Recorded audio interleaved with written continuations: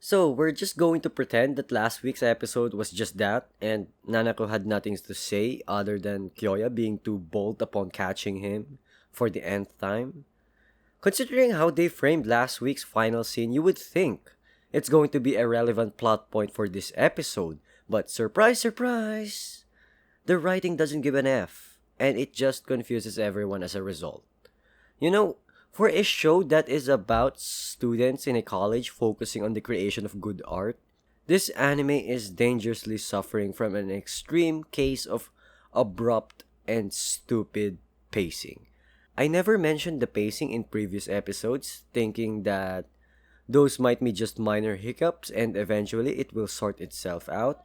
But this episode's pacing just got so much worse, and I'm a guy who tries to abstain from using the word pacing because normally I rarely get affected by it, but not for this show, I suppose. Anyway, Surayuki's fiance has arrived, and for a moment I thought she's a relative of Kato Megumi considering that her first appearance looks way too similar to Saikano's main girl. And it's also quite a nice nod considering that they're making a game here, just like Saikano.